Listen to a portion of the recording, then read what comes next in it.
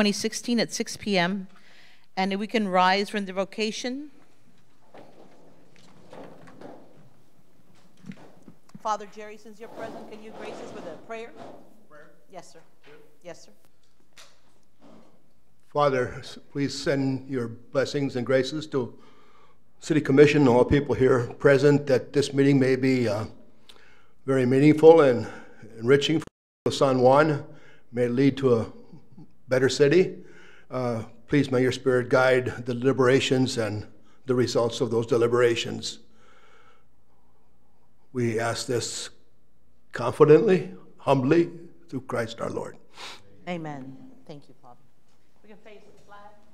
I pledge allegiance to the flag of the United States of America and to the republic for which it stands, one nation, under God, indivisible, with liberty and justice for all. Y'all may be seated.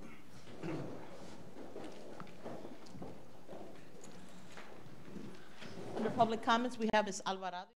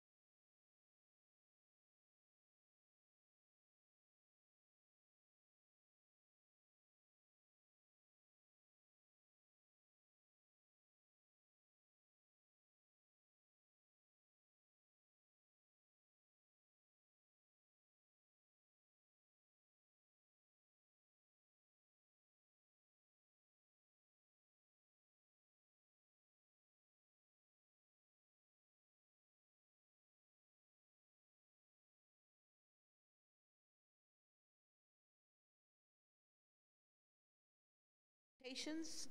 This is a presentation on the City of San Juan's financial options to fund streets and other city projects. Mr. Garza and Mr. Vela are present, so we can go ahead and address that now.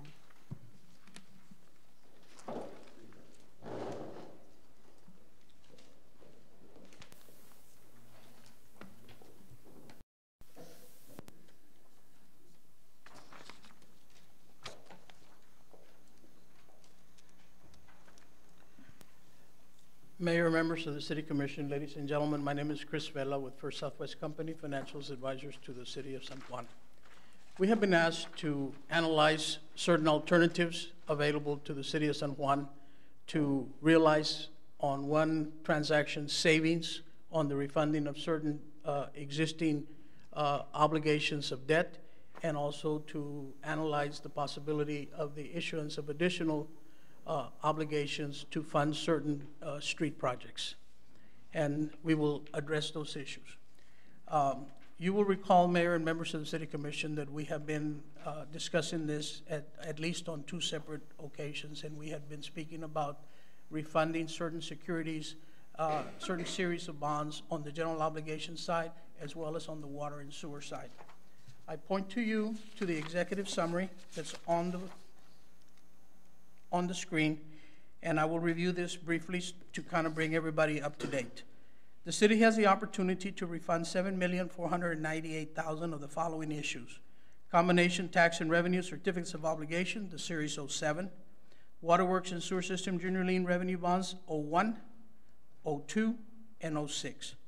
The city can issue tax-exempt general obligation refunding bonds without the need for a debt service reserve fund. The Waterworks and Sewer System Junior Lien Debt Service Reserve Fund will be contributed to refunding to reduce the amount of the refunding bonds. The junior lien will cease to exist. The contribution amount is estimated at $228,495. The refunding of the city's combination tax and revenue certificates of obligation Series 07 would be a current refunding for IRS purposes, since the refunding escrow would be funded less than 90 days prior to the 2/15/17 call date. The refunding bonds could be issued as bank qualified for lower interest rate, which means that we would be issuing less than $10 million in one calendar year, which would be calendar year 16, December 31st. Okay? So keep that in mind because it's an important part of the equation. Moving on to the market. The last few times that we have been here, we have told you that we are in historical low interest rate environment. And here once again, we're looking at the current rate of a 284, the 20-year minimum of a 280 on July the 7th of 16, and the 20-year max was a 609, and the 20-year average is a 464. The tax-exempt municipal interest rates remain under the 20-year historical averages. Fed policy, lack of bonds, supply, economic conditions have contributed to recent downward movements in interest rates. The GO bond buyer index hit the 20-year low of 2.80 on July the 7th of 2016. Moving on to the general obligation refunding. We will be refunding, as we stated before, the Junior Lien Series 01, 02, and 06 in the principal amounts of $274,000, $119,000, and $1,255,000, all currently callable. The refunding of the combination tax and revenue certificates of obligation Series 07, $5,850,000 series of callable in 2/15/17. Aggregate present value savings of approximately $874,000 or 11.66% of refunded bonds. Aggregate gross savings of approximately $1,224,448. The refunding assumes a bank qualified under $10 million, insured interest rates plus 40 basis points as of September the 7th, subject to change at any time. What this means is that the rates that we have used for the assumption in the presentation are current rates plus 40 basis points, or a little under less than half of a point, to adjust for any market conditions on a going forward basis. After the refunding is closed, the Waterworks and Sewer System Junior Lien Revenue Bond Series 01, 02, and 06 will no longer be outstanding, and only $270,000 of the combination tax and revenue certificates of obligation will remain outstanding, final payment due on 2/15/17. That will be taken care of. Now the next page is a summary application, okay? Now let's talk in terms of the EDC. The EDC, the city loaned the EDC its tax pledge so that it could issue debt at a lower rate other than its own rate that the EDC could issue. Therefore, the EDC and the city entered into an interlocal agreement whereby the EDC would transfer X amount of dollars based on the percentage of the projects that were funded for the EDC using that tax pledge. By refunding this particular debt, the EDC transfer necessary to the city would be $27,000, approximately, or should I say, estimated at this time, $27,000 less. On the interest and sinking fund debt, or the debt that corresponds directly to the city, the savings would be $71,420 for the years that are indicated there, 17 to 24. On the water and sewer, you would see $63,852. Now, these are average annual savings, and they're projected as well, for a total savings of $119,841 fiscal years 17 through 26. Now, moving on to the cash flows, you can see the savings on column M that we were talking about the 27,000 in annual. If you want to go through column B is the sales tax revenues, is the existing 4A supported debt, that's the total amount. Then you have your Texas Leverage Fund loan and the coverage for all of that debt based on the pledge that it has. I'm assuming it's going to be a gross revenue pledge, so that means that for every dollar that comes in, that is the coverage. Less the refunded debt, general obligation 16, and then it gives you the corresponding savings on column M. The same assumptions, 40 basis points plus current interest rates. The next page shows you the INS, which we talked about, the 72. So go to column M, and you can see there the savings that we're talking about. Now remember these savings because they're important when we start calculating the additional debt, going forward, because these savings will be used to offset future debt service payments based on principal that we would issue or that we're contemplating issue. On the waterworks and sewer system, by doing the junior lien refundings, the debt service would be reduced by approximately $60-some-odd thousand per year for the amount of years that we have there labeled. Now, let's remember that we're talking about two transactions here. One, which is the refunding, and the other one, which would be the new money. The refunding the new money, if you're going to do the streets, would require certificates of obligation, would require notice of intent to issue, et cetera, et cetera. So that has a different flow in terms of a process. I have spoken to your staff, and one of the things that we have recommended to them is, when do you need the money? When do you have your projects ready? And we can finance that accordingly and possibly deliver them in 17 so that it would not impact the refunding in terms of the $10 million. Because once we start combining, if we deliver both of them prior to the first of the year, we will not have the benefit of bank qualified rates.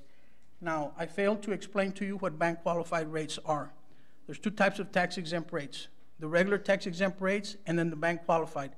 IRS grants an 80% exclusion on interest costs for certain institutions for carrying debt associated with buying these things, these types of securities. So by doing that, you're able to get a lower interest rate because that is a different market that is placed. So you have bank qualified rates that are lower, and then you have the regular tax exempt rates that are also lower.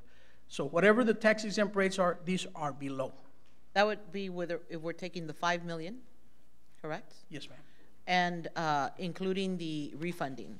We could do the refunding, and the difference between the refunding and less than $10 million, and I think I normally like to keep it at no more than 9.5, simply because a lot of times cities enter into leases where they actually sign 8038s that are tax exempt, that are reported to IRS, and we want to make sure that we have a little bit of cushion there any changes in legislation that may impact the treatment of certain bonds. So I don't like to creep up too close to the $10 million, just from a practical standpoint. Okay, so if we did the for the refunding and then any new monies that may be coming from the funding of the franchise tax, I saw that the maximum would be somewhere close to 5 million, correct? Yes. The 1.5 for the refunding and then the additional. There's a schedule of events page if we up, and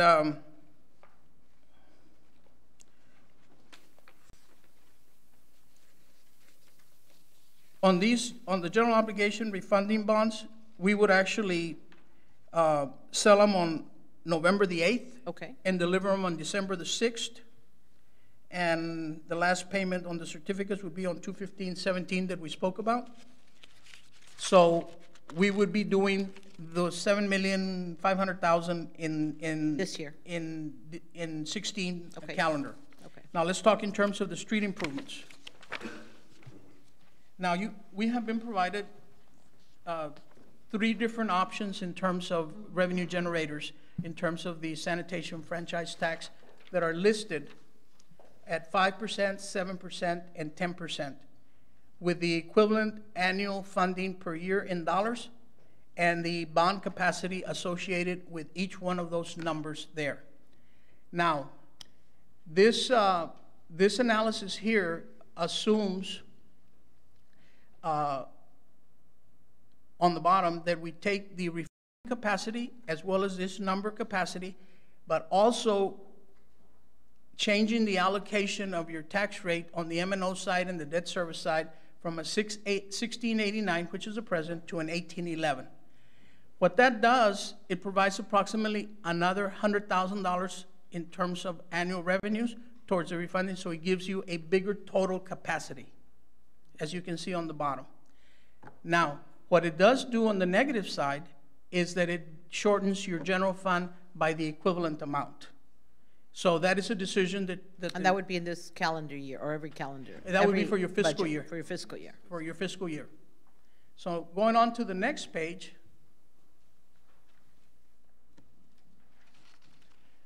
you can see that the transfers in the sanitation fund are the same.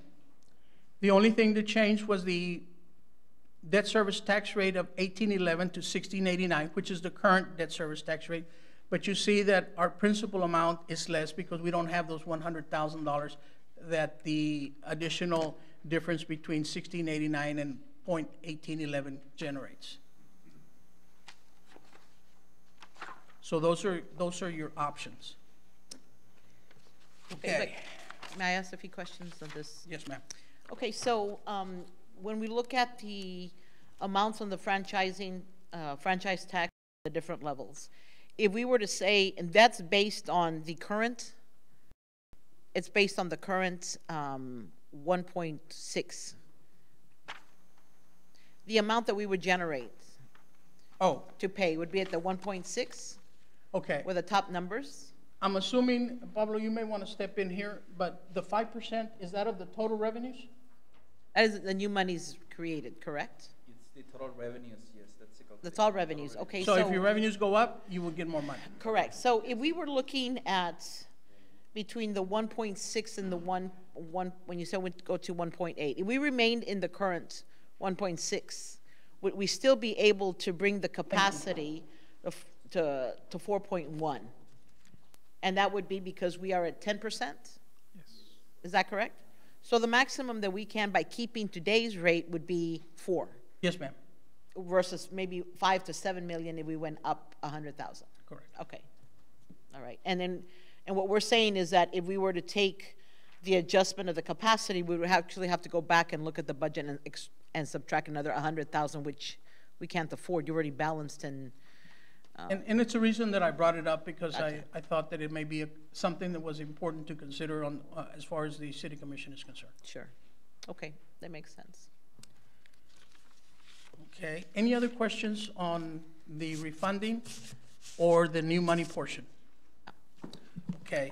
We had also asked to provide an analysis on 3 waterworks and sewer system projects that you have been invited by the Water Development Board to participate on what we call a rate subsidy. I'm not sure that there is any loan forgiveness, because that's on a competitive basis. Right, we haven't heard about it Yeah. at this point. So I'm assuming that the only thing is that you're gonna have a rate subsidy of approximately 1.55 off of the scale that they provide, which is a very good interest rate that has been provided by the Water Development Board. The long and the short is that you've got 3 projects that you have been invited, and I'm gonna go by par amounts. $6,975,000, which is a waterworks under the drinking water program that the Water Development Board has. I believe that's a liner reservoir project, if I'm not mistaken. That is correct. And then we have, I'm sorry, yes, that's that one.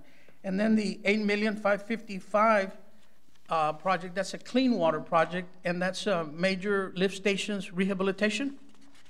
And then you have a $2,285,000 clean water program as well.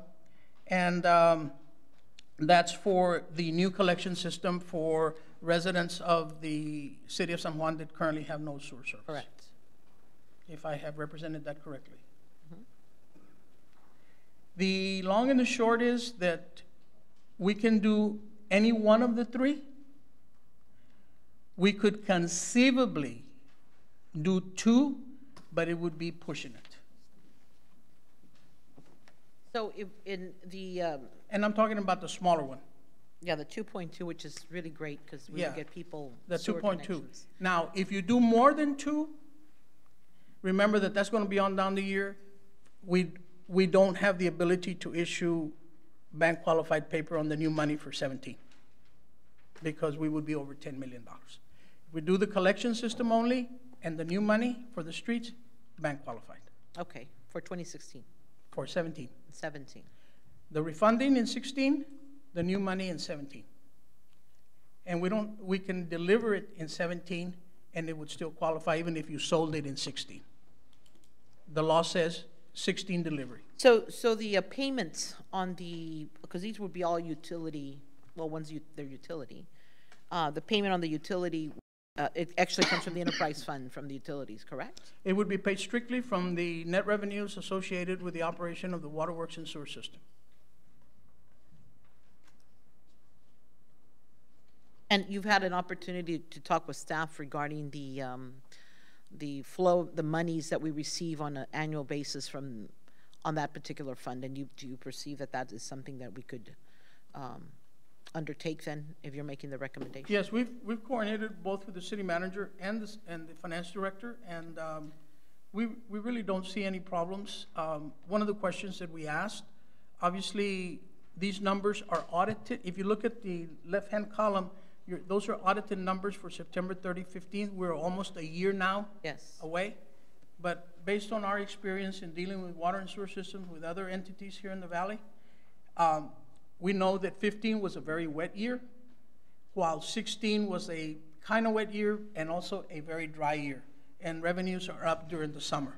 So in speaking with Mr. Salinas and Mr. Garza and Mr. Arjona, they determined that at the very minimum, we would see the same level or better numbers than we saw in 15 for 16. In other words, they don't see their expenses exceeding their current levels and possibly the revenues increasing. Now, gentlemen, correct me if I'm wrong.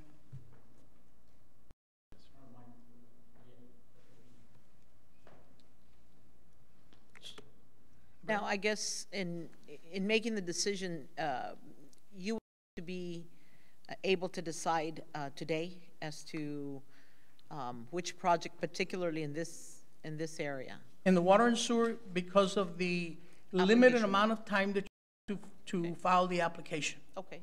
So the decision needs to be made, and the documents that were provided need to be approved and authorized for submittal to the Water Development Board. Okay.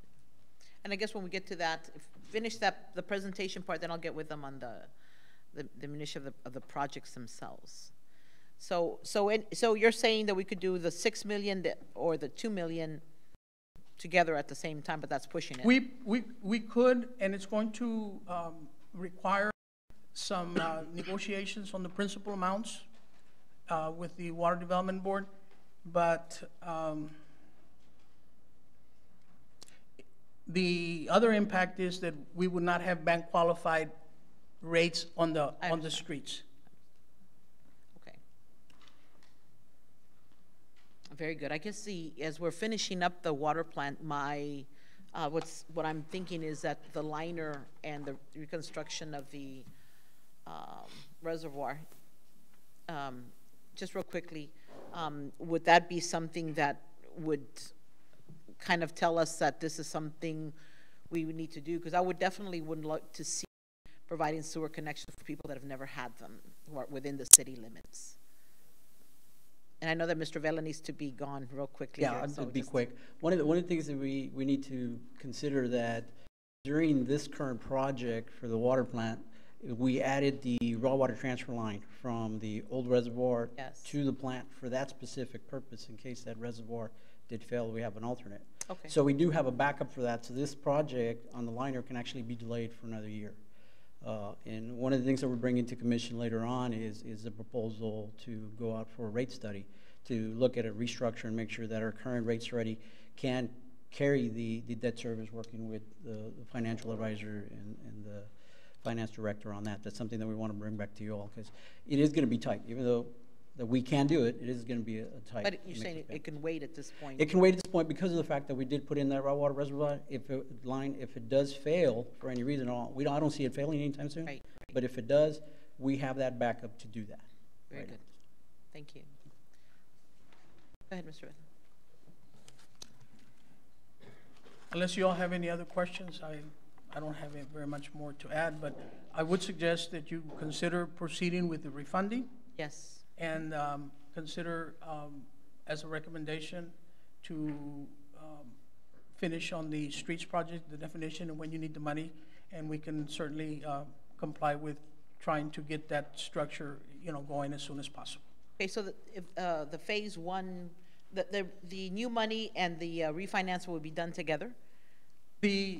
No, the refunding would be one transaction, and the new money, because like I said, the new money is certificates of obligation, the refunding are refunding obligations. Okay, so we will do the refunding now, and the other one would be? As soon as you determine the needs and the amount and the projects. For delivery in December is what? Yeah. What's the deadline? What do you think by? The consideration here, Mayor, is a very simple consideration. You don't want to have the money and have it sitting. Right, absolutely. Because it's costing you more to have it. Right. Than you're going to be making at the depository, because you're not going to be making. Sure.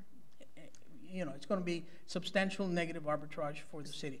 So it's just a matter of defining your projects, getting your numbers, and you know what your limitations are, and try to match it as closely as possible to that.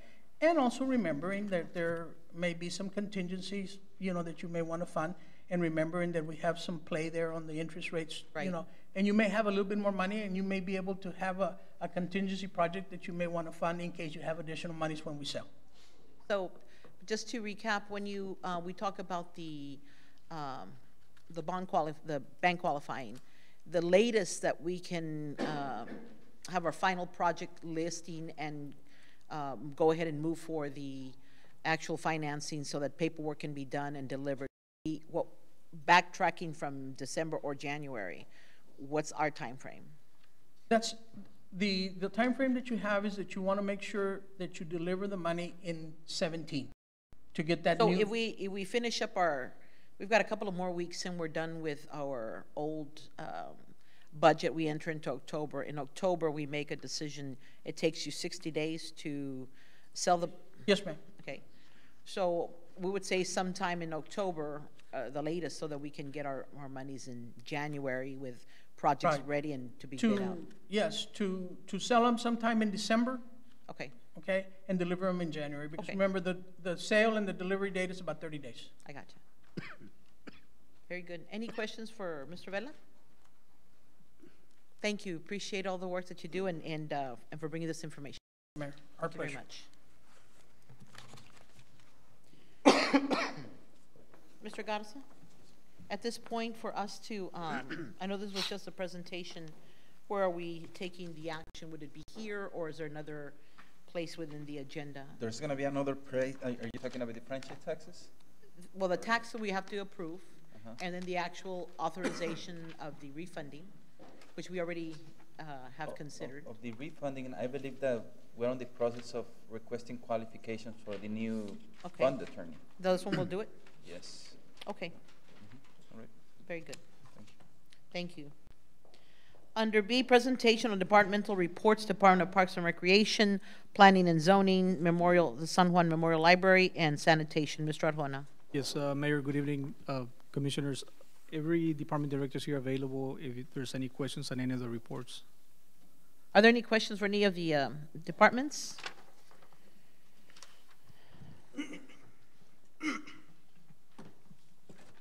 Where are we? Just on the Parks and Rec, Mr. Jaime. How's everything going? Yeah. I mean, now that Mr. Ponce, you know, it's been, what, about a month that he's been, so just everything smooth, everything under control? We have several key staff members that have a couple of years' experience at minimum, so they're able to keep operations going as they have been. We're getting ready for our fall program, so things look good. I just want to ask a question, the sanitation to Ms. Gonzalez. On the scheduling and the picking up on the brush and the machinery, how's that going, and are we sticking to the scheduling? We are target as far as, oh, thank God, on the brush. We should be finished this week on the southeast side. Southwest side, and we're going to start the southeast. As far as the alleys are concerned, they're way ahead of schedule. They're going to start the northeast side next week.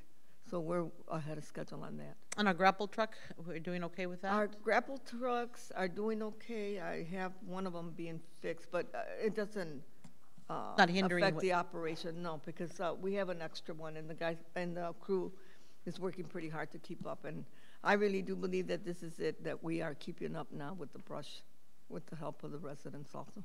Very good. And we've generated the schedule online and on our bills, and people should be expecting those things to be done on time. Is We that? have them on the website. Yeah. On the website.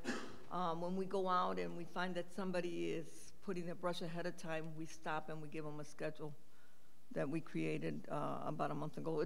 It hasn't really changed. It's just an update. Very good. Thank you. Quick question, Mayor. Go ahead. Mayor Ponce, wanna go ahead? No, mine's just real quick in reference to the Parks and Rec. Mr. Arjona, where are we at with the director position? Is it still open, or do we plan to close it? Or It's still open. We're currently looking into, filling that position, but we're still getting some applicants as we go by. how many applicants do we have? Do you have an idea, Ms. Cordero? 8, 9? Okay, thank you. That was my question. Thank you. My question is for Ms. Gonzalez. The new dollar store that just opened, I thought I saw waste management dumpsters there. I have just done a study of all the waste containers we're going to need to we should be privatized as far as all commercial. We're not completely privatized. I put a schedule together on the containers that we're going to need, and we're going to need about $40,000 worth of containers. It can be done, and it will be done. It's going to take time. What I want to do, and I've already spoke to the city attorney on this, when I send a letter out to the companies, Waste Management and all of them, stating that, and including a copy of our ordinance stating that we are exclusive. And then we're going to send it to all the businesses that are not, that do not have the city's garbage pickup. We're going to give them, instead of 30 days, I want to give them 60 days so that they can, get used to the idea that this is what's going to happen, whether we like it or not. And it will bring in a lot more revenue to the department. So our businesses told that They don't when know, they come in? Ms. Gonzalez? I don't know if they're telling them or not, Mayor, since I don't handle it.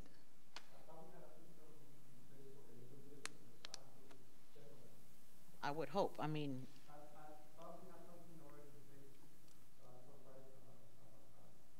All right, but they get a list of the things they should have? Is that something that you all provide? Yeah, this is something that we discussed in the past, so I'm very surprised that a new business will have. I know, my question is, do you talk to the business itself, the business owner, when they come in to get permits? Are they given a copy of the ordinance and are they aware? Apparently not. Apparently not.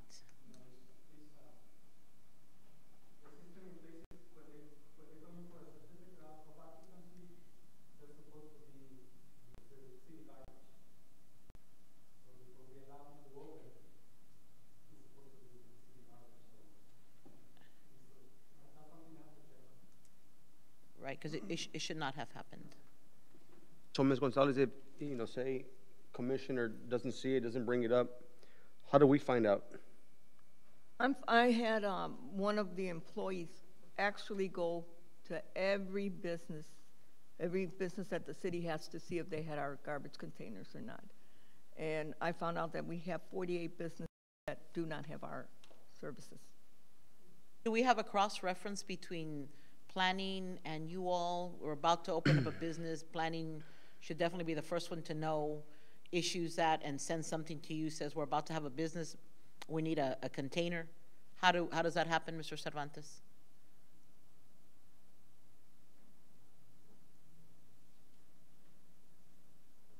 This is something that has been discussed, and I thought I had a system in place to prevent, so that's something that I have to look into to make sure that doesn't happen.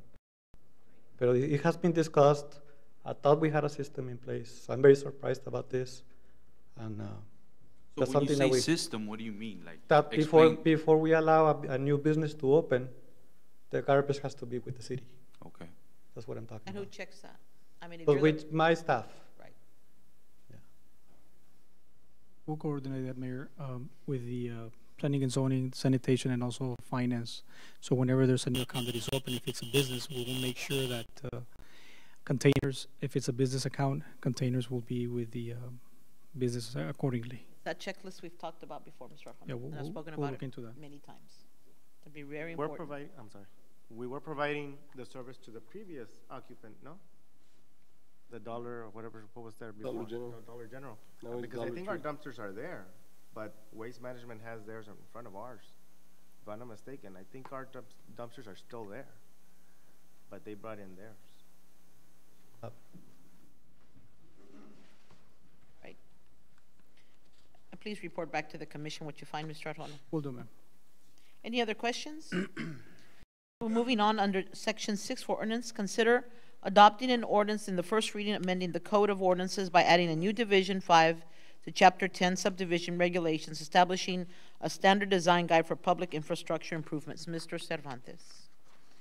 Mayor, City Commission, good evening. As a result of having new city engineers working with the city, and since we have firms on rotation, an issue of concern that they have mentioned is that the city of San Juan does not have adopted infrastructure standards to regulate new residential, commercial, and industrial development. Having adopted infrastructure standards will make it easier for the engineers on rotation to be consistent on the city requirements for water, sanitary sewer, storm sewer, and streets for all new subdivisions coming to the city. Enclosed in with the ordinances, you have Appendix A that has the recommended infrastructure standards. The standards have been drafted by the new city engineers, two of the three firms, and they did it pro bono with input from city staff. My question to you is the impact of this ordinance, because what I see is, of course, right off the bat, when we talked about other past projects for repaving, we were looking at 1.5 inches. Now there's recommendations of 2 inches. Of course, it's different based on the subgrade, flexible, and bases. I don't understand all of this stuff, but I do see some of it that we've consistently have spoken about. What is the impact as of the time that we adopt forward, and anything being done since then, and how does that impact us? For that question, I would like the engineers If they can come forward, that'd be good.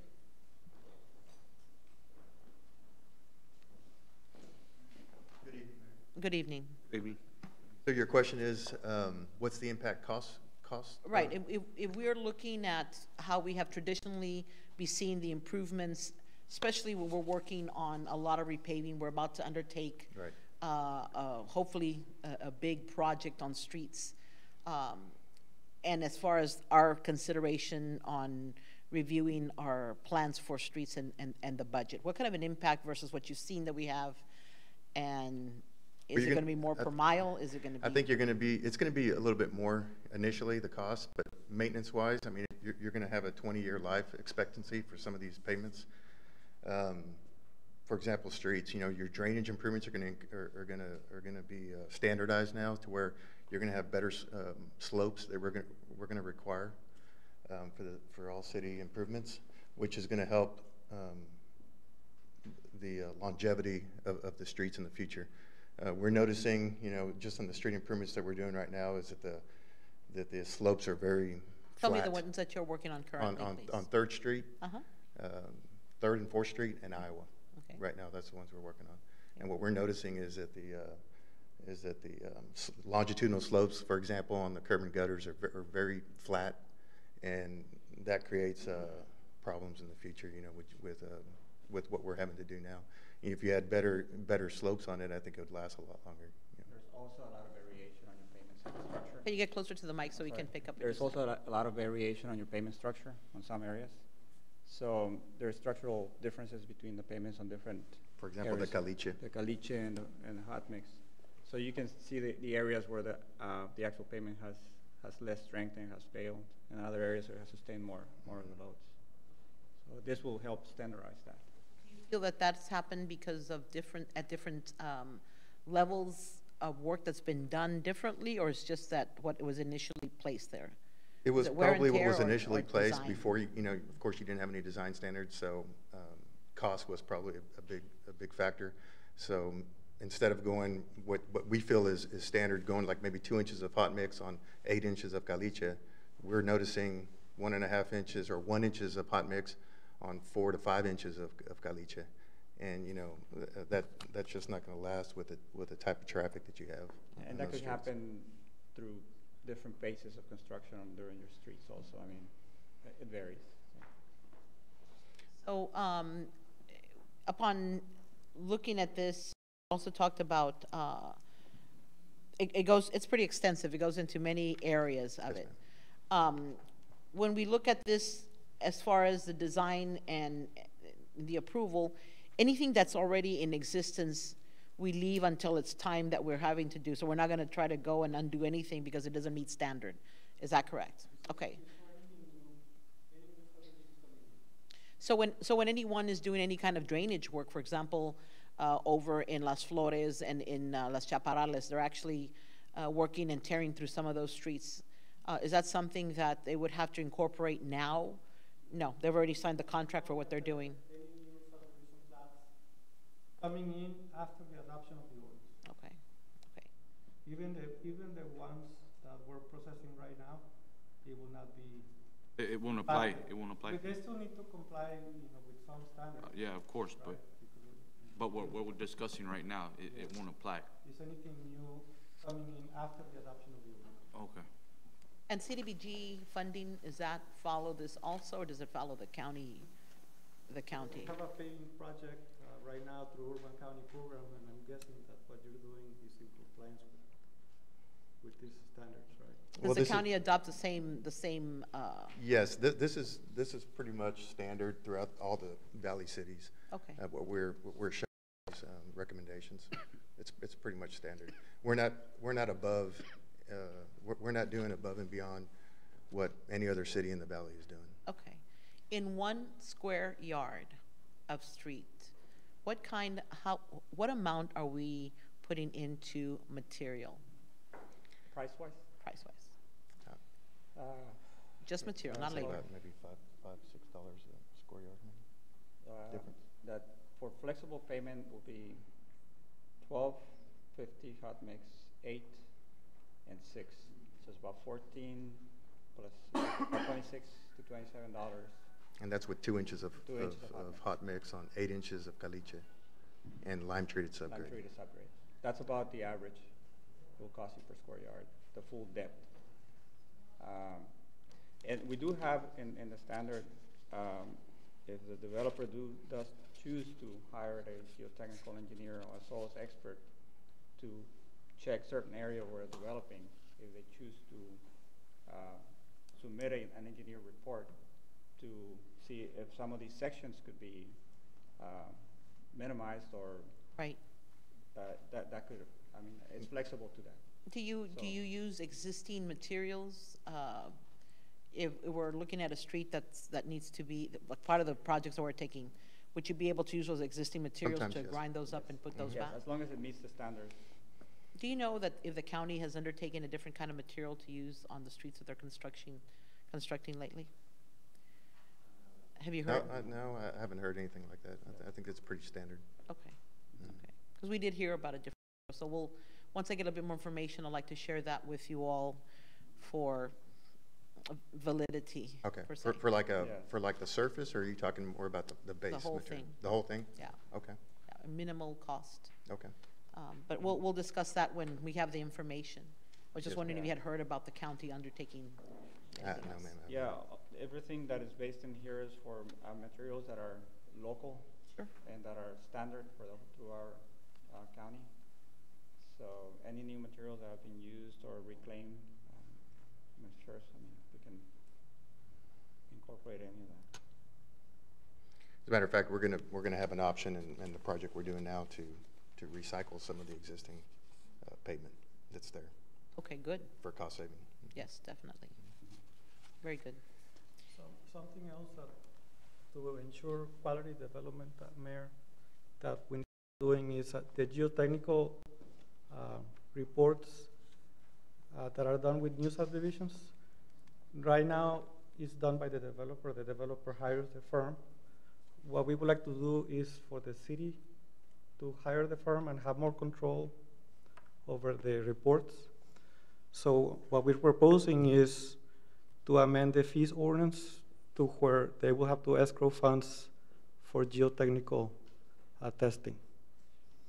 And so when we have a new subdivision coming in, the project engineer will determine how much will be needed for geotechnical testing. The developer will have to escrow those funds with the city.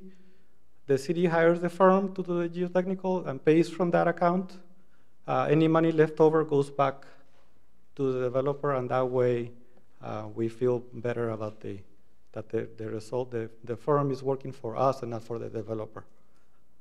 I think that's a very good idea. Yes. With the new projects that we would be undertaking, I still think we ourselves need to get geotechnical. We just hired a firm for Paseo de las Flores and Los Chaparrales. We hired a firm to do a geotechnical. Yeah, so we have a firm working for the city to prevent cave-ins on the streets in the future.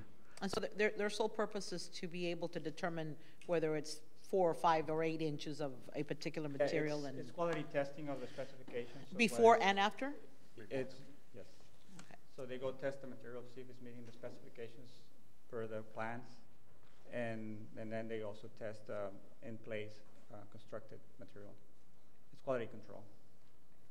So if it is okay with you, I will come back to you with a new an amended fees ordinance to add.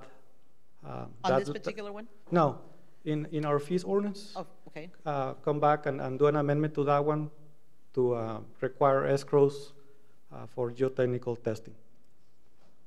Because we need to, it needs to be in an ordinance. Very good idea. Yeah, so probably for the next meeting, Okay. I'll bring it before you. All right. Are there any other questions on this particular ordinance? And I guess at some point as we sit and go over our street projects, we can go into maybe more of the detail, because there's a lot that you read and I don't quite understand it all, but you'll be able to provide us, as we're looking at a design, to see how all of that has comes into play. So when we come to the final amount, as we go out for bids, we would have a sense of what the impact is. Yeah, okay. Is there a motion for approval as presented? Is there a second? Second. All in favor state aye. Aye. Any opposed, same sign. Motion carries. Thank you. Thank you, gentlemen. B, consider an ordinance in second reading establishing a franchise tax of the city-owned utilities. Mr. Garza? It's just is this a second reading? That's okay. Good evening, Mayor, Council. This is the second reading for the ordinance establishing the franchise tax that we have discussed. I mean, our recommendation was to keep 7% and charge it towards sanitation based on the gross revenues. That's going to bring the general fund 132,000 on revenues that we can use to go and request, do a transfer to the debt service. So we are able to get new funding in about 1.7 million, going back to the numbers that Mr. Vela discussed. Okay, with the 7%, it would be the 1.5. With the 7%, it will be the 1.7 that we're going to be funding through the franchise tax, and 3.1 that we're going to be funding as a tax pledge. What? So a tax pledge. Tax pledge. So in total, it's going to be 4.1, I believe. Let me go back to the presentation. 4.8. 4.8? Yes, sir. Does that include the 3.1, I'm sorry. 3.1. Does not include the 2.2, correct? That is correct, Mayor. No, it's Okay, not this is including just the new 2.2. money. Right. Correct, yes. Because the 10% would be, 10%, I mean, we calculated, Mr. Juan and I, we believe it's too risky. I mean, yeah, so. so this is just, nothing's changed, just a second reading, correct? Just the second reading. All right, is there a motion for approval? So move. Is there a second? Second. All in favor state aye. Aye. Any opposed, same sign, motion carries.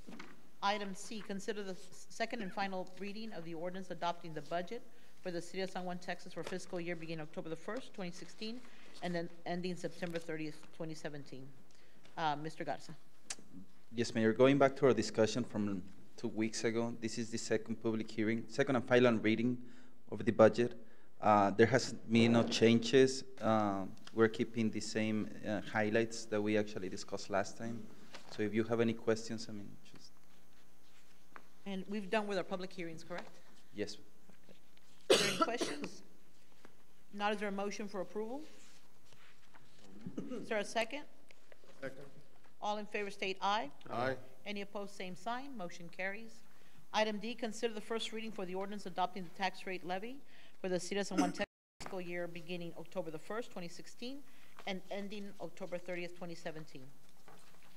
Yes, Mayor, on Tuesday, August 9, 2016, the City Commission voted and approved the proposed tax rate to be 0.6993 per $100 valuation for fiscal year October the 1st, 2016 through September 30, 2017, and scheduled 2 public hearings, one in August 23, 2016, and August 30, 2016. The proposed rate is the same as last year. However, in accordance with property tax law, if the proposed tax rate of 0.6993 exceeds the effective tax rate of 0.6845 or rollback tax rate of 0.8543, 2 public hearings on the proposed will be required before the City Commission adopts the tax rate ordinance. So this is the second reading. The first reading was back in September 13, and this is the second one. Okay, in order to make this motion, we have to read it as recommended on the ordinance itself, where it says that upon moving, that the motion will state that I move that the property taxes be increased by an adoption rate of 0.6993 upon the vote of the City Commission as follows. Again, it is not an increase, it is the adopted tax rate. Correct. Okay. Can someone make that motion to that effect? Second. All in favor state, I'm gonna go one by one. I vote yes. Mayor Pro Tem? Yes. Commissioner Maldonado? Yes. Commissioner Ramirez? Yes. Commissioner Garcia? Yes. It is, the motion carries. All right. Thank you. Thank you, sir. Under item 8.7A, discussion and possible action on authorizing the attorney to file a declaratory action in regards to the city property transferred in San Juan EDC. Mr. Villalobos. Mayor, Commission. A few months ago, we were approached by an investor regarding some property close to the Basilica. I don't know what street it is. First, Nebraska. Okay, there was some issue as far as they were interested in buying some property, that property, but they were under the understanding that it belonged to the city. Once we looked into it, there was a transfer of that property to the EDC. When we looked into the transfer, I think we have a couple of issues regarding the possible transfer and what may happen if the EDC should do something with the property.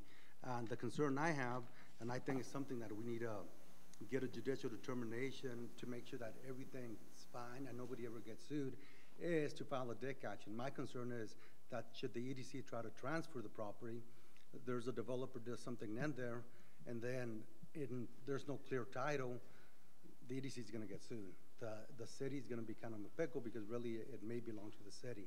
So what I'm asking, a DIC action, what that is, it's not suing the EDC. We're not asking for money for a single cent. It's just a court. What is this? Give us a determination as to who has title to the property. My understanding is the EDC met. I'm not there. I'm not the EDC attorney, so I don't know what happened. But I think it's very important that we get a determination as to who owns the property. I know that I've handed you the ordinance, and I think everybody has in their packet. Back in 2010, this transaction, they declared property as surplus. And there's a listing of the properties that were included, which are one of the ones that you've discussed as part of that transfer. And I know that you've mentioned to us that the way in which the action was taken place was improper. The problem we have, Mayor. One day.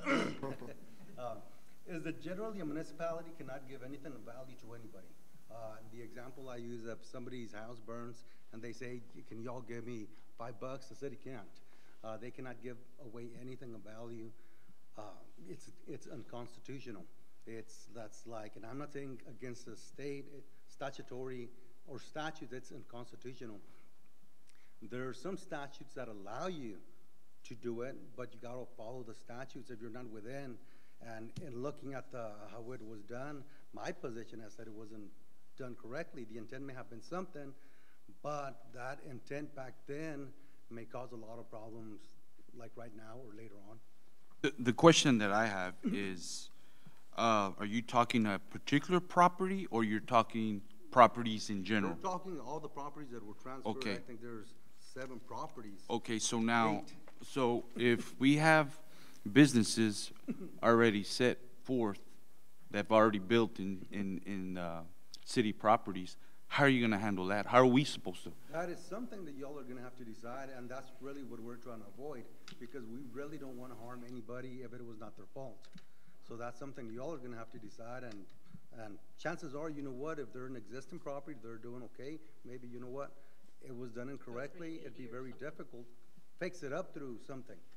But fix it up so that the city doesn't have to go against property owners. Because the problem we have right now is if we keep it the way it is, they're taking away from the taxpayers, from the people, and giving this property to a private owner. And that's what causes the biggest problem of anything. If you're taking away from the taxpayers to give to a private individual. When you look at, and I think one of the things that in being in the meetings, I've also understood that we did, and Mr. Arjona is actually the one that had that information, a particular property did have a couple of interested purchasers. The property that that kind of brought this up was that property. And because I know there's a couple of people that want to get it, and then you get into the issue of who's offering more at the moment. And right now, if they were to try and do something, I think there's going to be some issues regarding title, regarding the property, regarding with the EDC, and possibly the city. Now, all this information that you're presenting this evening, does the EDC attorney have all this information? I've sent some correspondence to the EDC attorney telling him, look, this is our position, that if the statutes will not follow, I give him the statutes and everything. But I don't know what he discusses with EDC. Okay. Are you talking about that 15-page statute that you sent Mr. Rick Palacios? It had the various statutes regarding you can go under a certain section or a different section or to the EDC. You can possibly transfer to the EDCs, but it has to be property that is owned next to an EDC property or that they're going to expand or develop. And in this situation, looking at all of them, I didn't see a fit in any of it. The other ways that can be done is of course, the 380s, but that was not done.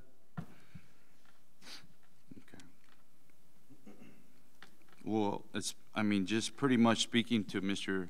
Palacios, you know, I asked him a simple question. Is there something there, you know, for the EDC not to go through with any type of property transactions? And his response to me was, there's nothing. So obviously the board is moving, you know, certain direction with his advice.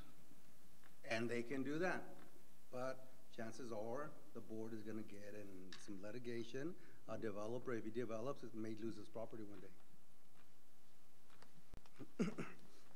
And so once the deck action and the judge makes a decision, either way, Correct. you know, if it's that it needs to be, that it belongs to the city, then at that point, there would have to be something to revert. Well, you don't revert because everything else is void. If it's a voidable transfer because it's unconstitutional, there's nothing to do. Okay. It's really, was this a valid transfer or not? If it's not a valid transfer, it's void, and you can't fix it. You cannot fix something that's void. So then what would be left would be to try to find a way that those properties that were sold under the belief that it was a proper transfer, we're going to have to do something that would help To fix it up. Because I don't think the city would in any way want to take away the business. I mean, I think that would now cause more damages to the individuals. It was not their fault. But now people do know. So that's what where the issue is going to be now.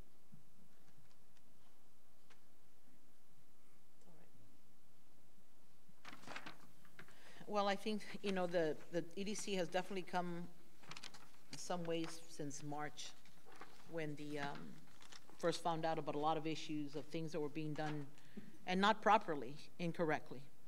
And hopefully, we've been working at it, the EDC folks have been working to try to fix those things. And I think this is one more that needs to be done and done correctly. Your legal opinion is that this is done. I think it was an unconstitutional transfer. But then it goes back to the EDC attorney indicating that there's nothing there. So you see where where I stand on that? Commissioner, that's precisely the reason that I think we need to fix this through a DIC action. See, we're not telling the EDC, hey, EDC, you owe us $1 or $2 or anything. It's just, hey, look, was this a valid transfer or not? Because otherwise, look at what we're doing right now here as a commission. We're pushing one way or another. At the very end, y'all do whatever y'all want to do. But what happens 2-3 years from now when y'all are not here and somebody develops and then the city says, you know what, that's my property. That's where we get into a pickle later on. Because look, this was transferred in 2010. We're 2016, 6 years later, and we're having this issue. Okay, and the cities do not have a statute of limitations. 20 years from now, it could happen.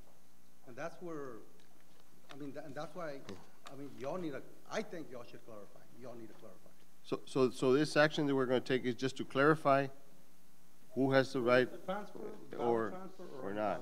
And if not, they'll give us an opinion how to deal with it to make a legal transfer or to keep it. At the end of the day, you know, we want to help the EDC. We're not here to hurt the EDC. We're not here to sue the EDC. We just want to make sure that we protect whoever's going to invest in that property, that we don't have conflicts down the line, that they don't have a clear title, and they have already invested $1 million or so much money there, and here we have an issue that property belongs to the city, where somebody comes back and says, hey, that wasn't done right. You know, so it's like when you buy a property that has a lien, if you don't have a clear title, well, there's always that little thing that when you're going to sell, they're going to come back. So, Besides, Mr. Villalobos, on that? Actually, a DIC action is something we file, and the judge says will declare what goes on at the very end. And it's whether it's a valid transfer or not a valid transfer. And it goes based on whatever documentation we have? Pretty much based on, this will be more legal question of law than a question of fact. We know that was it followed correctly? If it was, then the EDC owns it. If not, then the city owns it. But whether the EDC or the city owns it, if there's a developer that wants to do something, the city can also assist, kind of like with Lexus. The city entered into a 380. The EDC is doing their part. Y'all can work together. Y'all don't have to be exclusive. So regardless of who has it, you just have to do it right. Right, and I know that this is not the first time, this came out years ago, and I know that Mr. Rodriguez over there was one of the ones that raised it when it was first being done. And it came up again, not even, I don't remember which property, came up again. Of course, legal at that time wanted us to ratify this particular ordinance, and it didn't get ratified.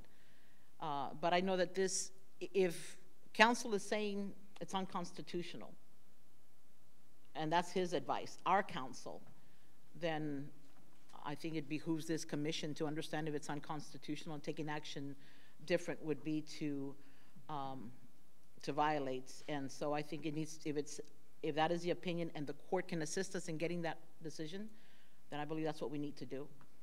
But then, Mayor, it goes back to, you have the other attorney, EDC attorney, saying that, you know, and I keep on harping on this, that there's nothing there. So obviously the board is taking his recommendation to go ahead and go forward.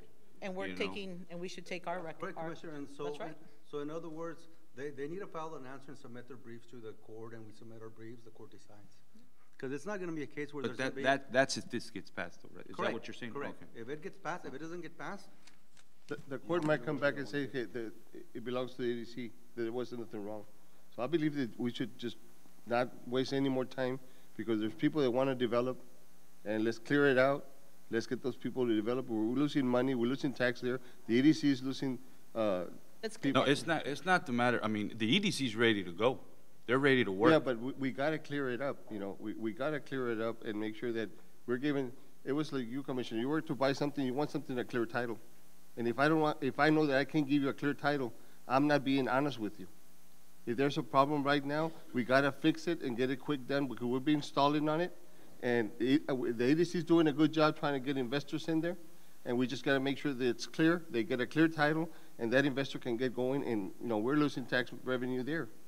So let's, you know, that's my opinion. Let's get a clear title, you know, we got legal counsel that's telling us, you know, EDC has legal counsel. They'll take it to the judge, and they'll too decide what's wrong, and they determine, come back to us and tell us, hey, this is the way it's going to come out. At the end of the day, we got to reach out and give EDC help, regardless where it goes. We're just trying to clarify it, that it's clear, and whoever buys it has a clear title on it. I think so. That's being fair. I agree. How long does it take, Mr. Villalobos? it's really a question of fact, law. So I don't think it should take that long, because there's really no issues. There's depositions don't need to be taken. You don't have to go through all that stuff in this situation. Just a brief. This is more a briefing. That the judge and the two attorneys will come and see what they got and decide what's. I think so. That's fair. It shouldn't take more than a month or. It depends. I can't tell you it'll be a month or whatever, because actually you file something, there's 20 days to file a response.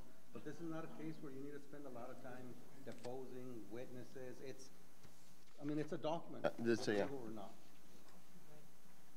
Well, I would like to make a motion to deny, authorizing the attorney to move forward on this one.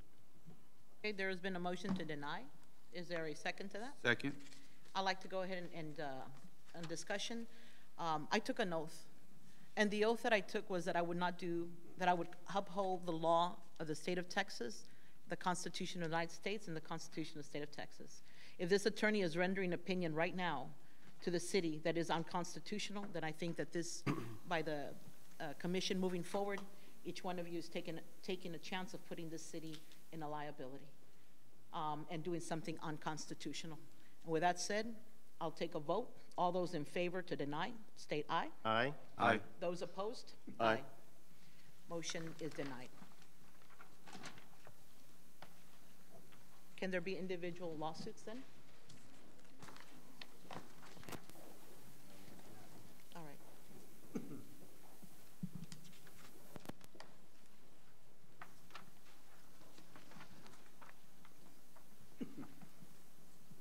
Contractual resolutions. A, consider the approval of a project to undertake infrastructure improvements at the intersection of Ridge Road and Nebraska Avenue. Mr.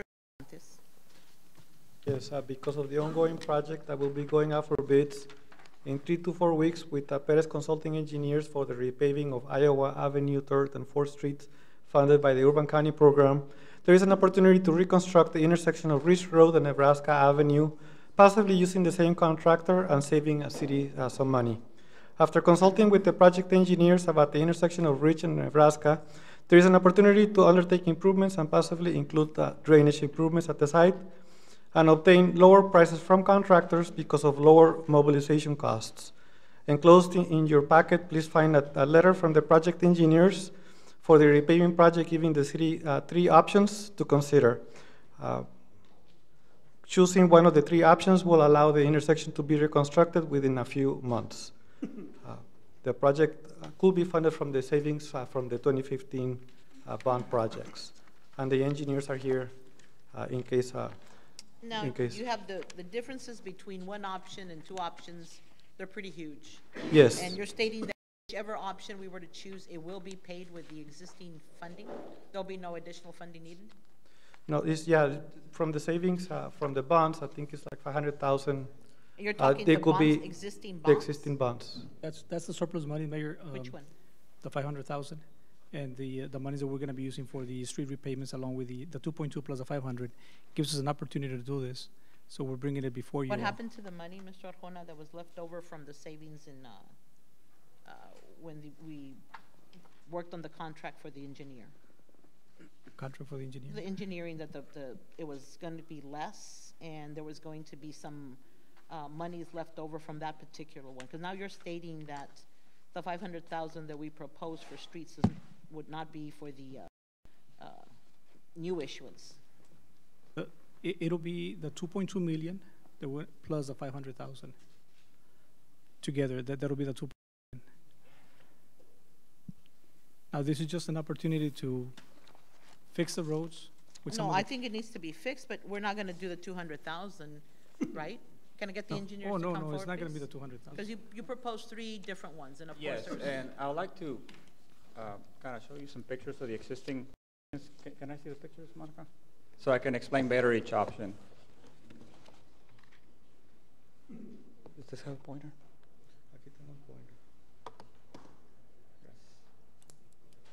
Okay, I went and took some pictures myself, and can you all hear me?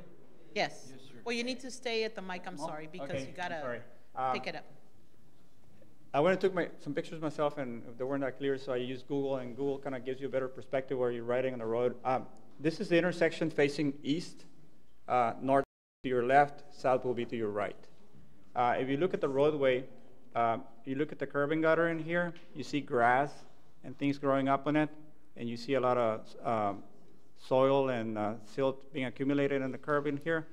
This is happening in all your curb and gutter locations around the intersection in here. Also, if you look at around the pavement, you'll see some cracks. And then if you look at the pavement section also, it has almost no slope as far as the cross slope goes. Right. Okay, and that's what this is telling us in here is that when it rains hard, the runoff is having difficulty getting out of there, and then after the storm passes, it means it's accumulating in there, which is not good for an asphalt pavement. Can you go to the next picture, please? And here you see the failures in here on the asphalt, and also how flat it is, you see in here. And I took this picture because east of the intersection, you can see how Ridge Road is a little higher, okay? The roadway on that end has the proper slopes and has the proper cross slope. So when this road was constructed, about 100 feet from the intersection, they transitioned down to meet this roadway.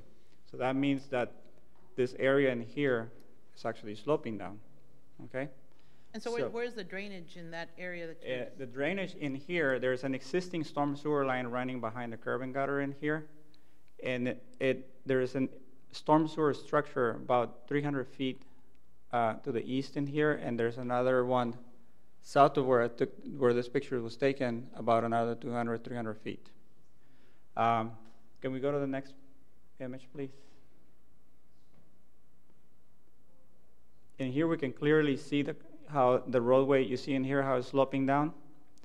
And I wanted to show this picture because if you see this is already a concrete section in here, but you can see how flat this area in here is. So that means it's coming kind of transitioning down, and it has almost no slope.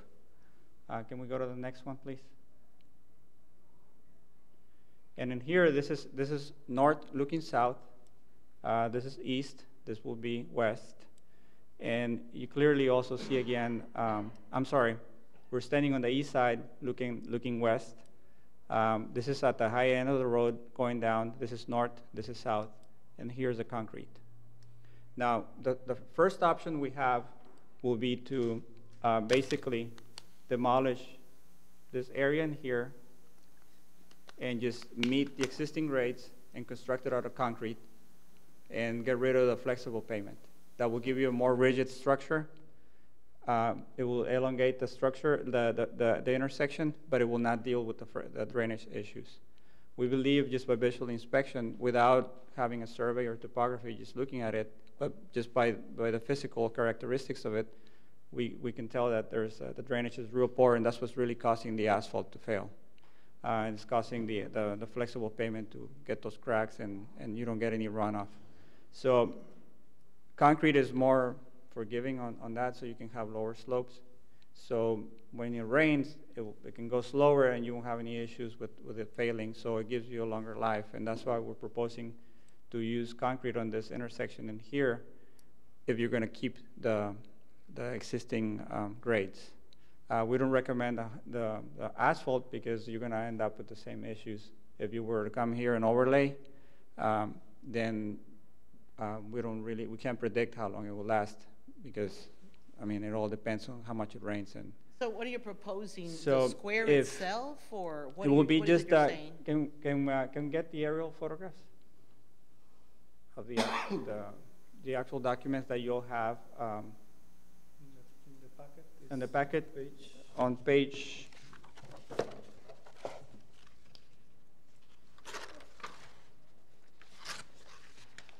Page 5 of the second packet. If you look at option 1, this is option 1.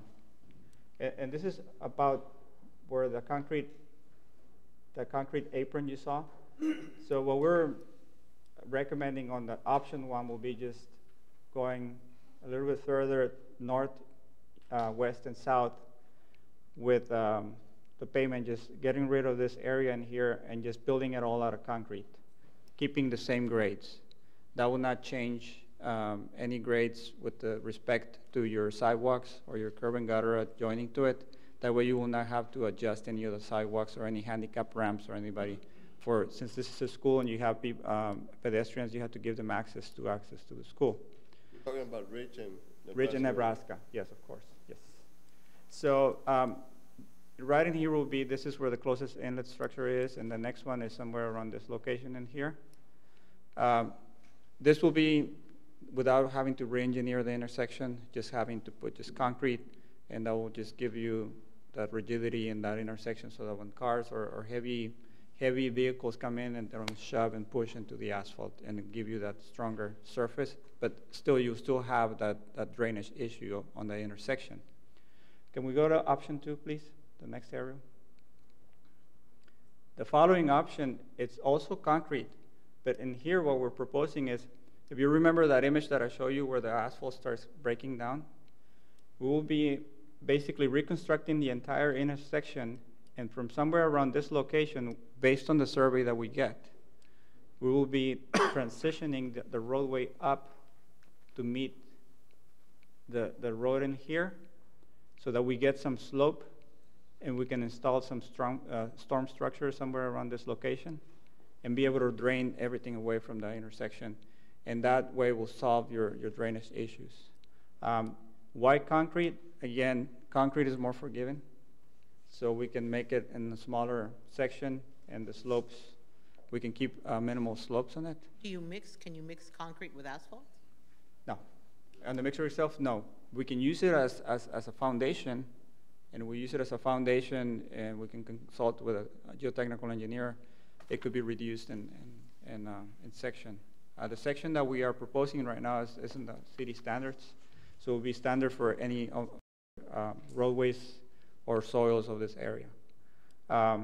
In here, we will be affecting the sidewalks, and we will be affecting the curb and gutter. So we will need to reconstruct the sidewalk and some of the curb and gutter in here, and some of the pavement markings and signs and all of that. Now, The reason why this is higher is because of all those other changes that we have to make around the intersection. It also includes, since this is a high, I mean, there's a high volume of traffic in there, it requires a traffic control plan during construction, and that all those little things add up, and that's the price that you see for option 2. And of course, and then option 3, which is the most expensive one, will be with asphalt pavement. And we feel, without looking at the survey again, if we were to look at the survey and it gives us different information, this might be a little different. But from looking at the site, we will have to go about 300 feet from the intersection west, about 200 or a little over 200 feet north and 300 feet south. We'll have to really raise the roadway to really be able to get the slopes we need to be able to push the runoff away so that our asphalt can actually drain properly and it will give you a 20-year life. With this, we will have to reconstruct this concrete apron, the sidewalk, the curb and gutter, and all of that. Now, this is an option that you can take maybe if you do decide to one day reconstruct Nebraska or any other roadway, you can always revisit it and do this. Does that mean But the investment in that is an entire neighborhood? Yes, yes. It If we were to constructed, do well, that. and the reason why the section that is being used in here is for high volume traffic based on the standards and other intersections that we've done in this metropolitan area.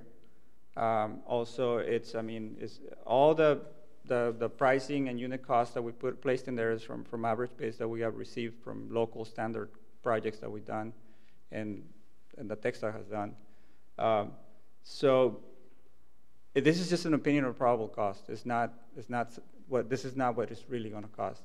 When we get the actual survey and we do the actual study, then we can revisit the options and we can say, look, you have this other option. You can go this way. It's actually going to be less expensive or more expensive. We're actually being conservative on this value, so you actually get to see the reality of it. Again, we're including here everything that requires for you to have a facility constructed without putting anybody at risk, engineered properly with the proper materials and according to the standard.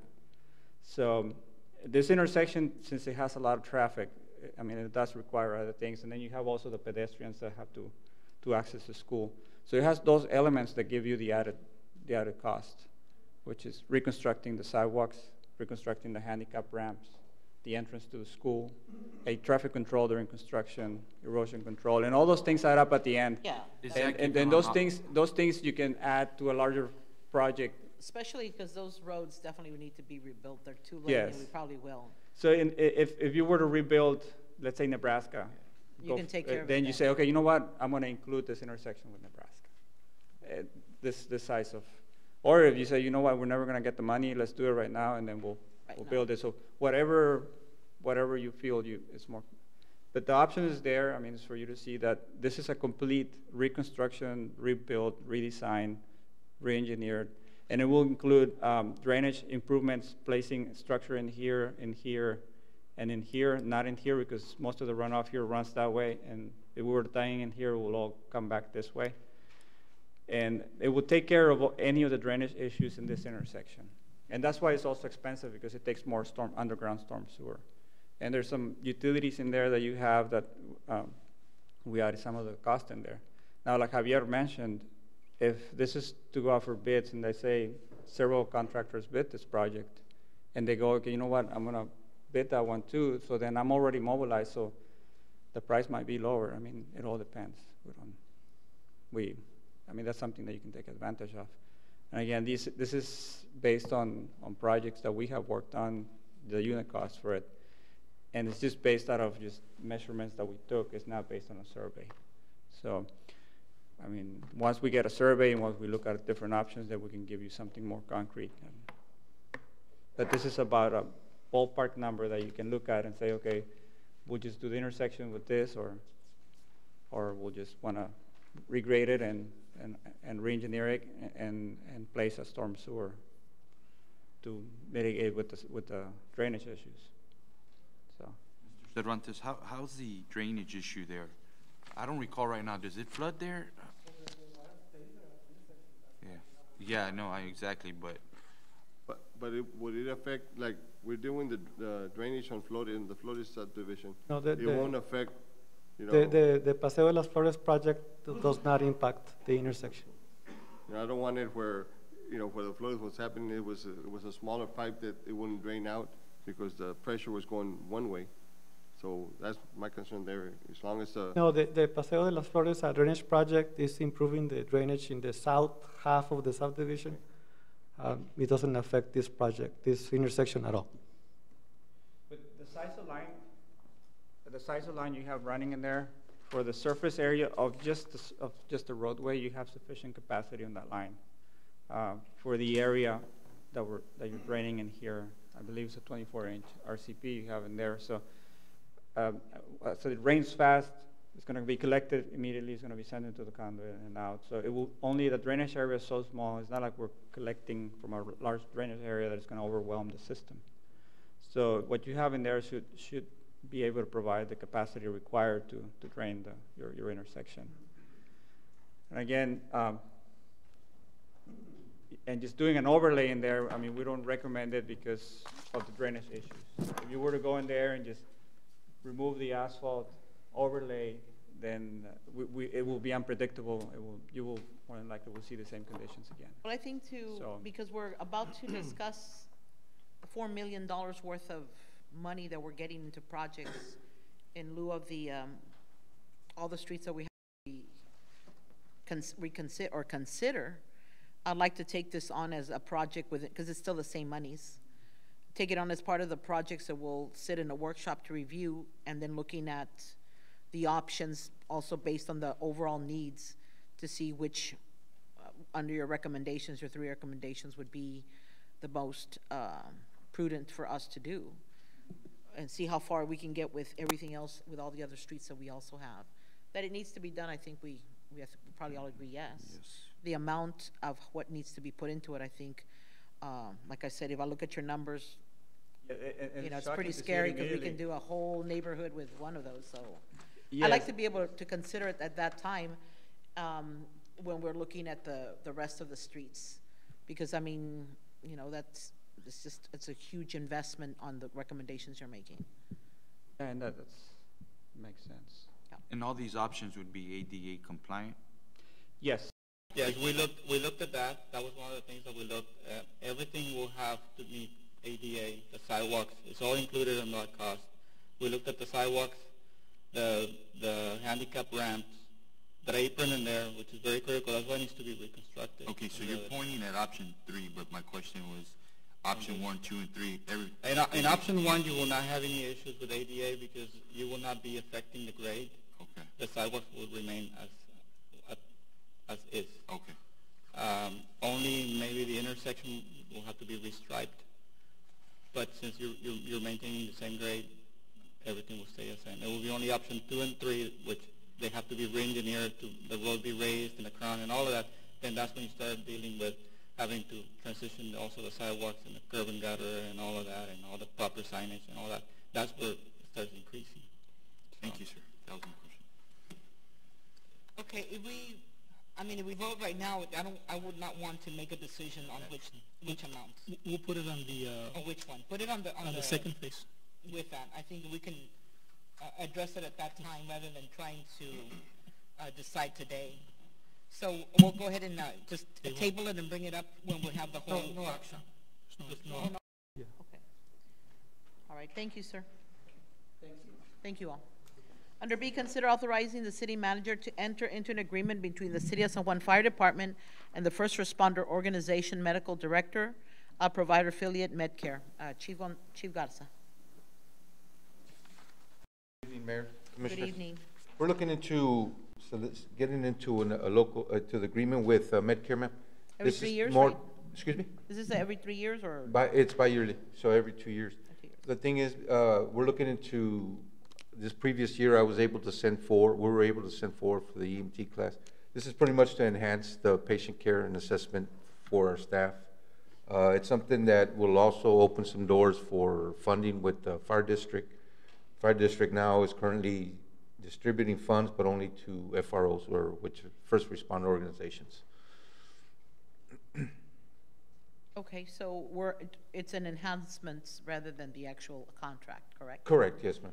Okay, is that gonna, the enhancement and the training, does that come from our budget? Is that something? No, ma'am, it's gonna be, it's part of the agreement. Okay, very good. Yes, ma'am. Very good. I think this is gonna be, play a major role in us looking into the future, is maybe, in the future, like I said, looking into the EMS service, eventually. I have a question, Mayor. When is the contract up for renewal? It says bi-yearly, every 2 years. No, but that we currently have with EMS, Oh, it comes up in 2017. 2017. Correct, yes, sir. I mean, the city of Westlaco is the one that does their own emergency. And Brownsville, ma'am.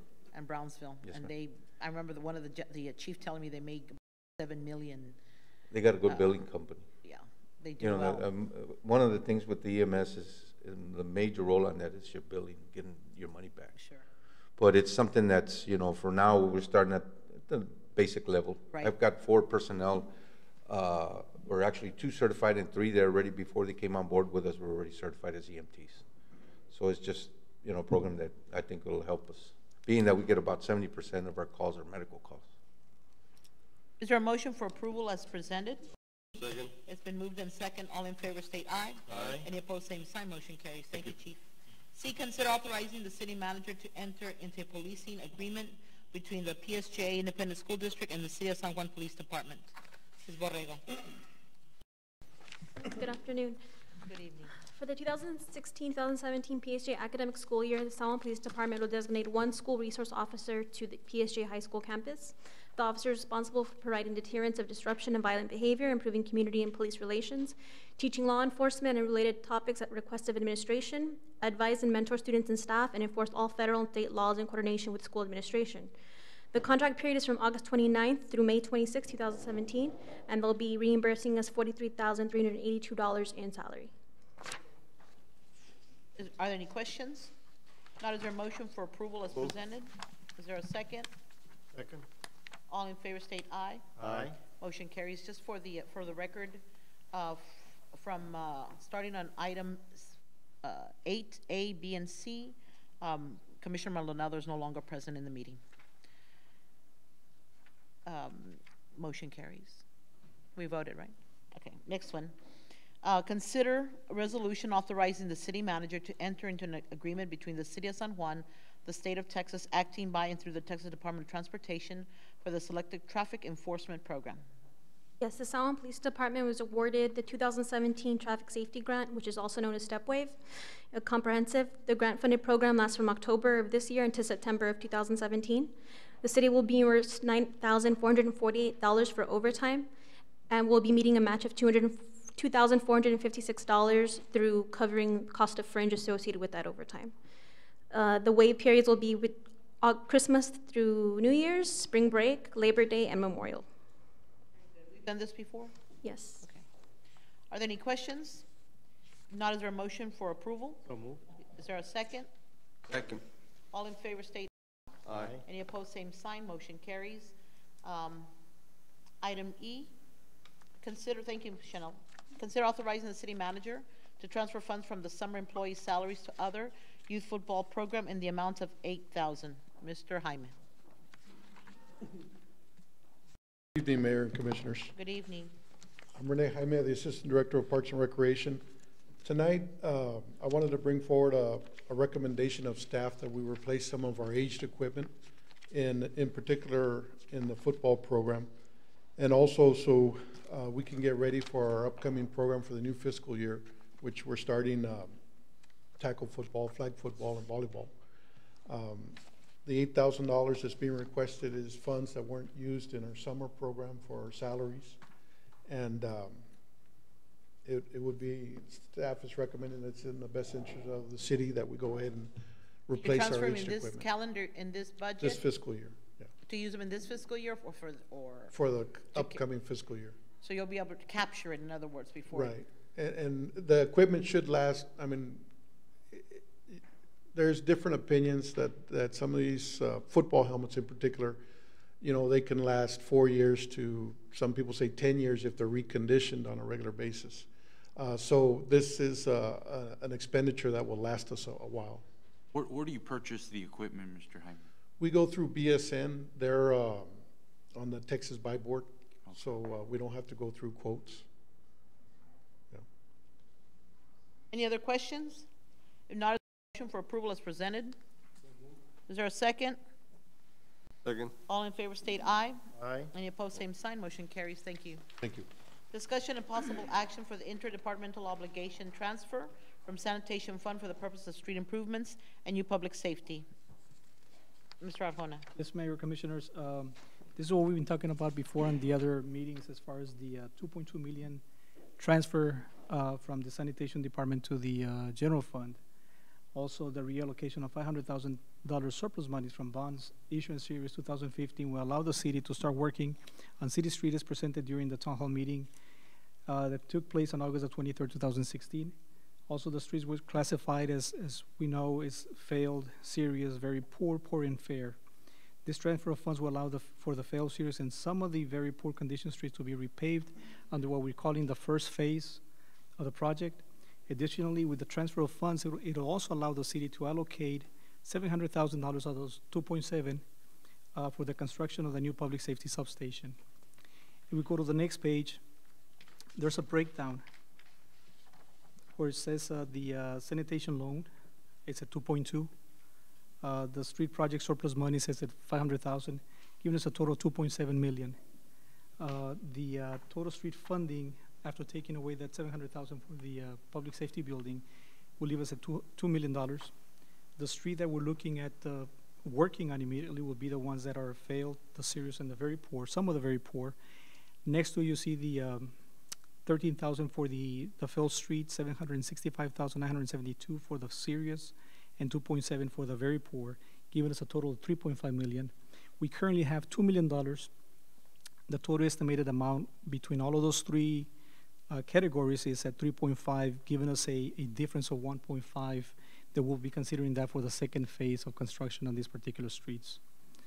And by doing the transfer of funds from the sanitation to the general fund, that'll give us about a 30-year loan term of $73,000 a year.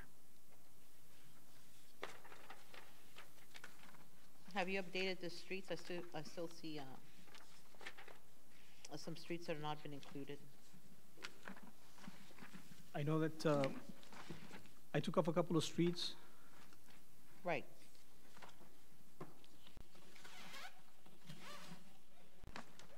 Have you updated the street with the engineer? No, this is just myself doing the going over some of the streets. Okay, before we are even contemplating amounts, we need to make sure that all the streets are included, because there's some that are missing that are not included. These streets are based again on the survey that the university did. Right, but one of the streets that I showed you is not in here. Which one was that? 12th Street. It's not here. And it's East 12th Street.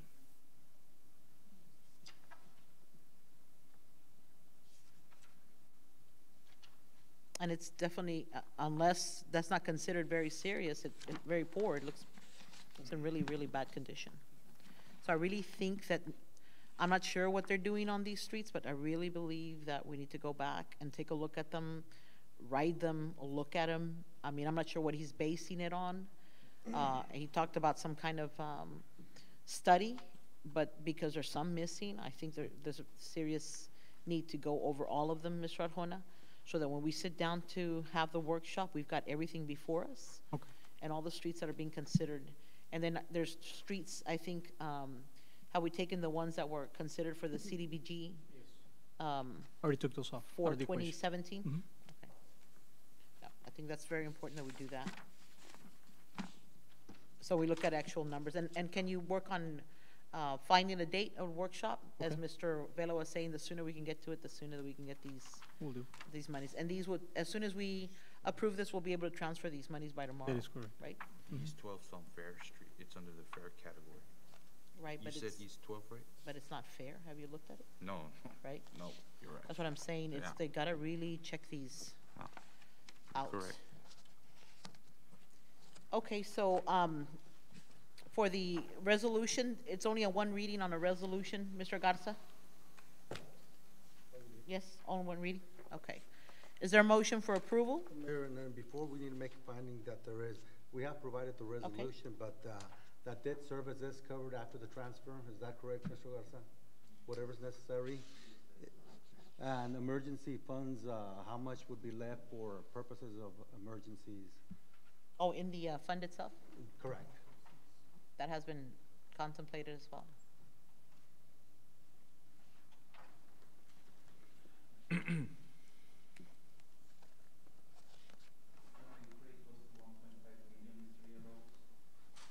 that would be approximately how many months? Okay, excellent. And then the yearly costs for this budget year are okay? That's not counting whatever profit they're gonna be bringing over. Sure. This year. But as far as the expenses, everything's okay with a fund balance with that account? Okay. And that's the findings we need to make. Okay, very good. With that being said, is there a motion for approval? So move. Is there a second? Second. All in favor state aye. Aye. Any opposed, same sign. Motion carries. H, consider resolution by the City Commission of the City of San Juan requesting financial assistance from Texas Water Development Board under the Clean Water State Revolving Fund, authorizing filing an application for assistance, making certain findings in connection therewith. There's 3 items that read exactly the same, so if you can come forward and enlighten us.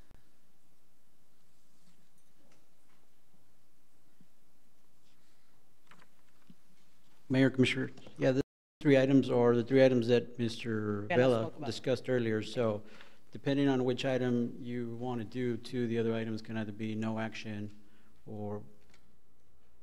And let's talk, I know we talked about it already.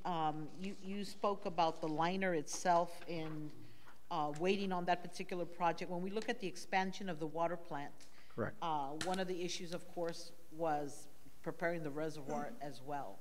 Correct. Okay, so once the water plant expansion has been completed, we're still able to continue operating without having to work on the reservoir? Correct, and the reason being is because plant number 2 now, which is the north plant, has 3 different locations to take raw water from now.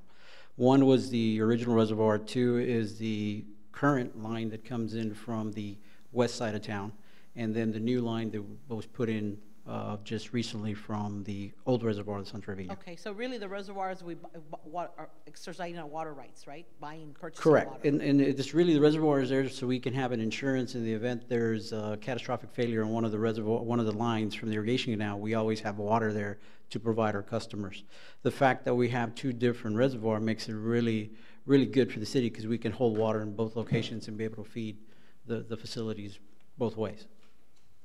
And that project has been completed for the transfer line sometime. Correct, yes. So we're okay already. Yeah, you did mention earlier about the loan forgiveness. The water reservoir is the only one that did qualify for loan forgiveness.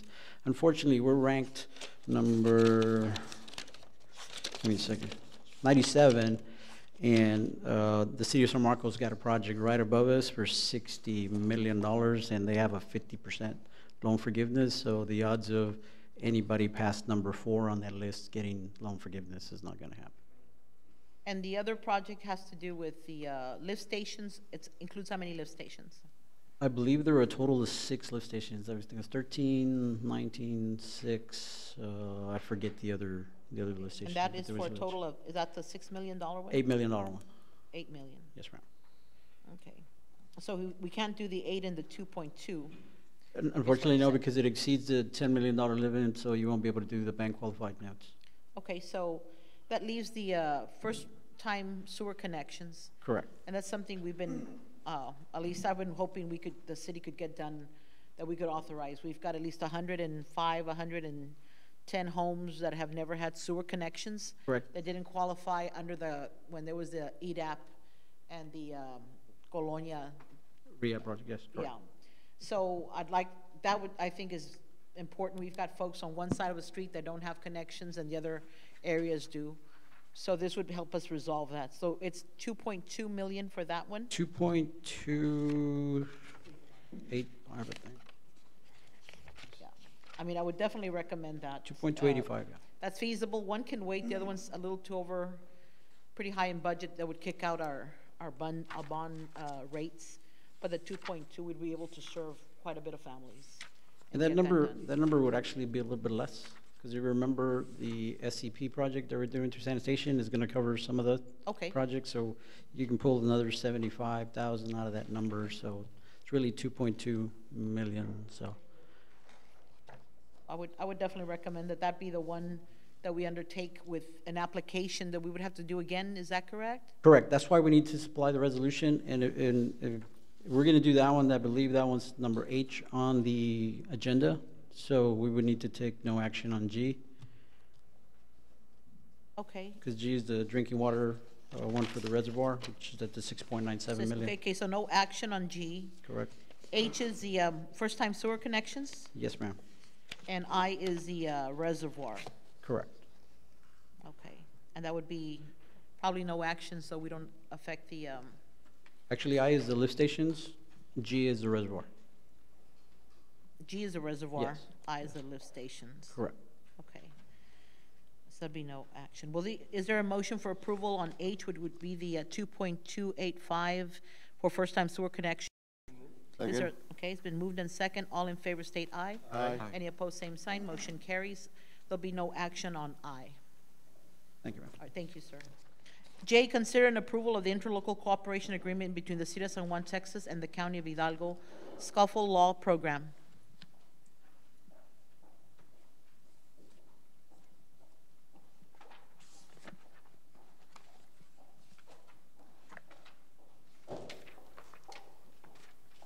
Good afternoon, Mayor and Commissioners. Good afternoon.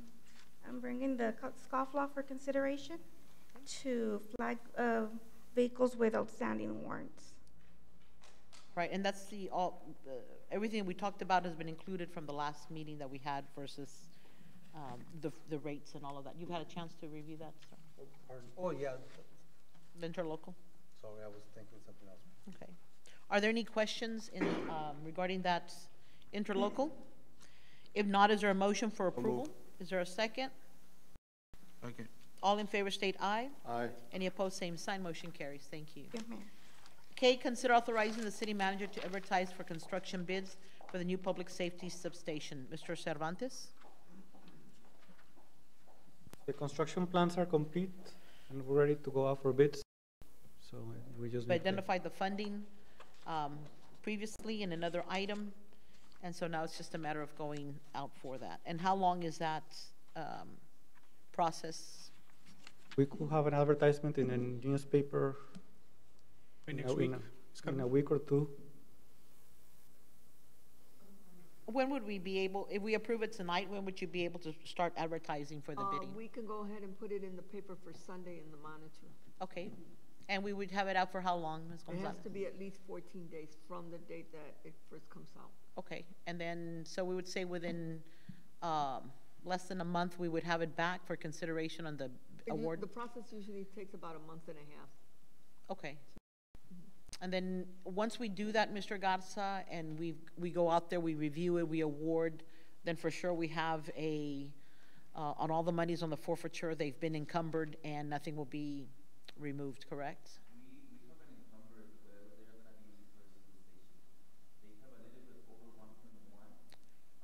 What do we do? What do we do then?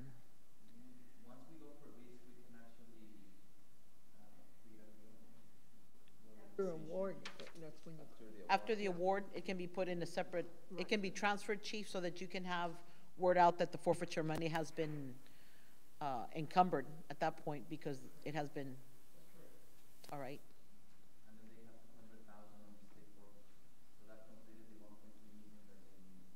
Perfect. So once it's awarded, then it's a pre-construction, and we should be able to get building the substation by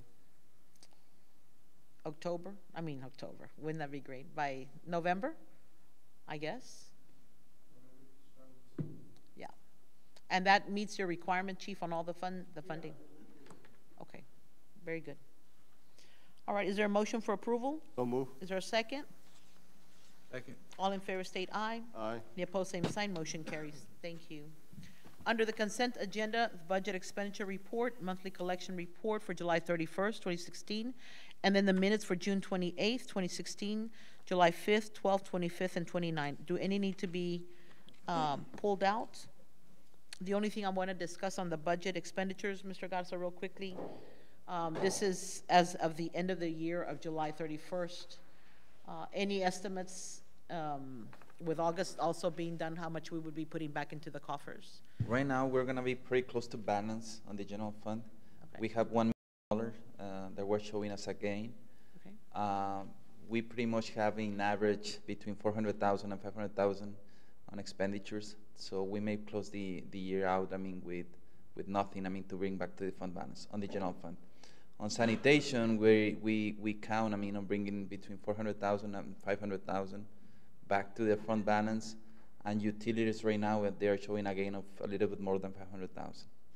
And I believe that's because they did a middle of the year amendment to the budget, right? That can be part of it. Okay, so there's no going into the reserve at all? Not on the general fund. Good, that's good.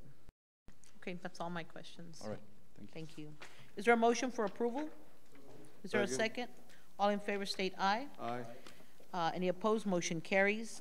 Under executive session, the City Commission will convene executive session in accordance with Texas Open Meetings Act, Vernon statutes under Government Code 551.071, STCRP versus the City of San Juan. We will enter at 7:58. Council? In my opinion, the item to be discussed is proper for executive session. Thank you. It'll be real quick.